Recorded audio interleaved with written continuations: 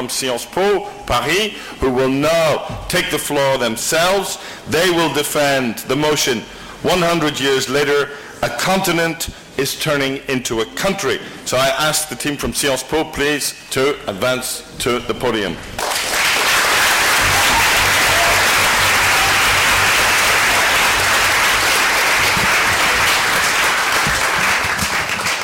Their first speaker, Léon Zhang.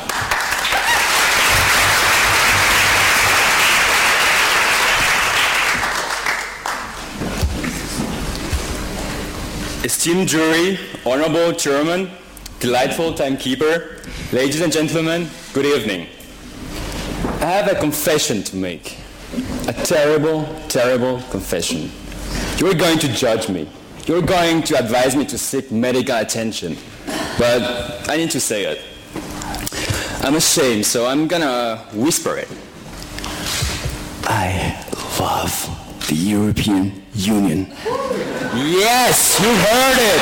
Don't look at me like that. I know what you're thinking. Who can love this undemocratic, technocratic, useless thing that uses all our taxes? Well, I do, and I'm not even crazy. The Great War was a disaster at all levels, but we believe that its main legacy is not facts and figures that demonstrate its monstrosity. We rather believe that its main legacy is an idea being implemented, the idea of Europe. And that made possible that 100 years after the Great War, a continent is turning into a country. What do we mean when we say that a continent is turning into a country? The word turning to implies the process of becoming a country is gradual and can be slow and difficult. And as of today, it indeed is slow and difficult. We see what's going on in Ukraine. We see the rise of Euroscepticism. We don't deny it. Our motion is not as simplistic as you might think.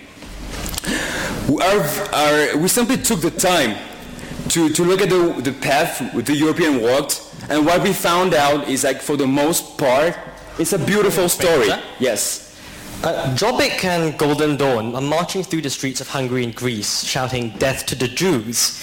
UKIP and National Front are gaining lots of power in England and in France. Can you honestly say we are still making positive progress towards a unified European vision?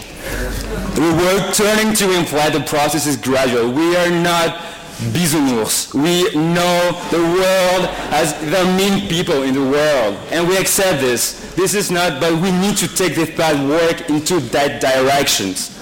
100 years ago, Europe was divided into 21 countries with 45 borders. 100 years later, freedom of movement was granted to all of European citizens. Those borders are now abolished. 26 countries agreed to let go of the prerogative to control the borders, the most supreme element of a country. Those were the same countries that less than 100 years ago were fighting a war that killed 13 million people. Wow. Their sacrifice has allowed my generation to grow up seeing all the walls coming down. Their sacrifice has made another war in the EU inconceivable. Can you only imagine that 100 years ago, all those countries were fighting to defend those borders? And this is where the story gets even more beautiful, because abolishing all the borders was not enough for us. We tried to make the world smaller. So we built a plane, in a minute. We built a plane as tall as a 10-floor building that can fit over 800 people. So basically, everyone in this room, and we still have room left for 2 families of kangaroos, because, well, we all love kangaroos, right? They're cute when they jump and punch you in the face. Yes. It's certainly true that Europe is better than it was 100 years ago, but when the French, the Germans and the Greeks can't even manage a currency, how do you think they could manage a country together? A country is not all about money. A country is about living together, sharing the same values, loving democracy. And this is what the EU is. And I've only talked about what has been achieved. My teammate James will talk about what can be achieved in the future. Believe it or not, he, a British national, is going to tell you how he loves Europe. Don't worry, my friend, you won't be stripped of your UK citizenship. The EU has done so much in our lives without most of us even realizing it. And what is even more beautiful and empowering is that we are the ones writing EU's future. We are dwarves standing on the shoulders of giants. Giants named Schumann, Adenauer, Spaak, Gasperi. We can have dreams as big as them. We can make sure that all the bloodshed during the Great War was not a vain sacrifice. We can be as daring and as fearless as they were. We can write a happy ending to a beautiful story. We can roll up our sleeves instead of keeping our chins down.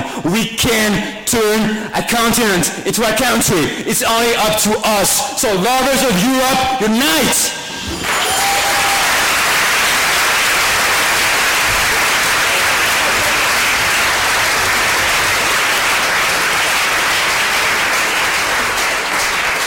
Thank you very much, Mr. Speaker. Ladies and gentlemen, I said it in my introduction that you should be participating as well. We do have traditional ways of doing that. If you feel passionate, if you feel excited by what the speaker says, here is our traditional way of saying it. So let's hear it.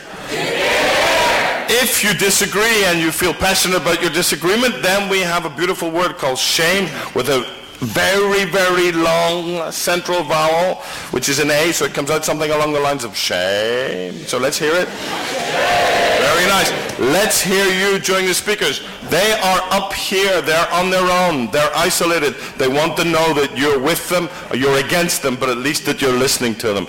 Ladies and gentlemen, I now give you the second speaker from Sciences Po Paris, Mr. James Hammond.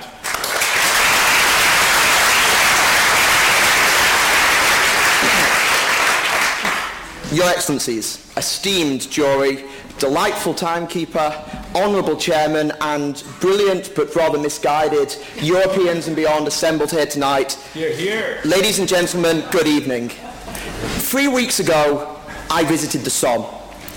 I stood there on the open rolling fields of North France, alone on the site of death and destruction on an unimaginable scale.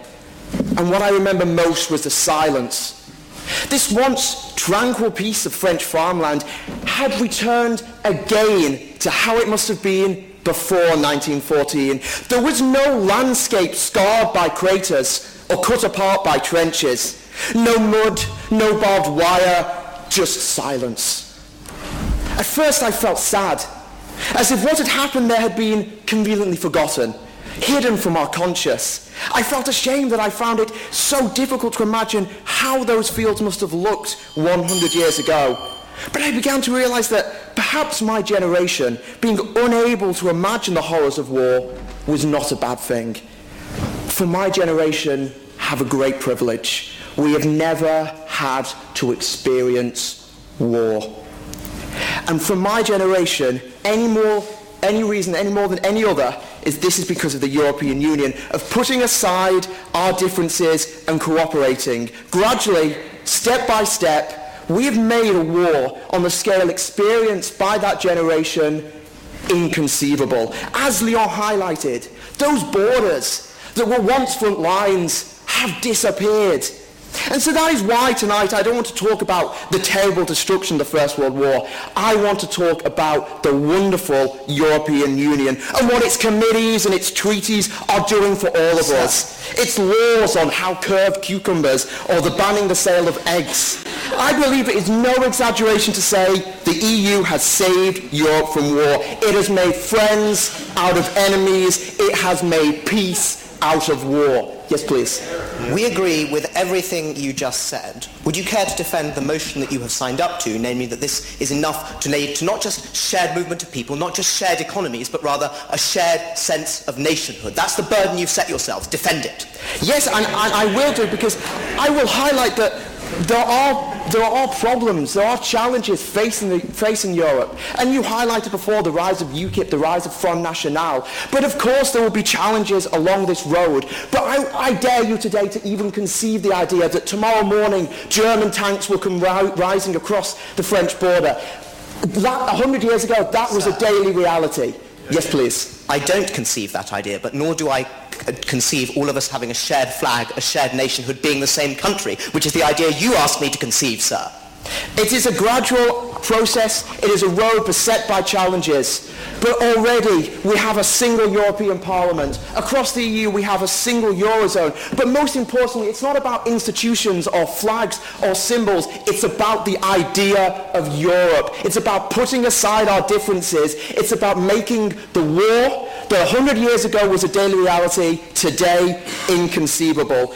This motion is not just a description of events that have happened, but the expression of a vision for a united, peaceful Europe that we will all be part of shaping.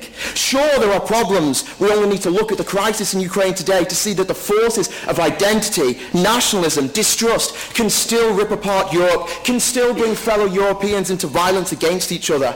But unlike a crisis very similar in the Balkans 100 years ago, today there is no competition between those European members, no quest for power over others. Collectively, Europeans responded to the Ukraine crisis together, with one voice, furthering a single vision of a future for Ukraine built on democracy, freedom of choice, and mutual respect. Core values of the European project and core values that helped overcome Europe's seemingly endless cycle of violence. There are grave economic problems. Eurozone growth is a mere 0.1%. Across the major European economies, France, Germany, Italy, they're stuck in stagflation or slipping into recession. 1 in 10 Europeans are unemployed. And yes, there is growing social discord. The spectre of nationalism continues to haunt Europe. There is work to do. We squabble over budgets. Look here, a Brit debating alongside a Frenchman on the French side of the argument.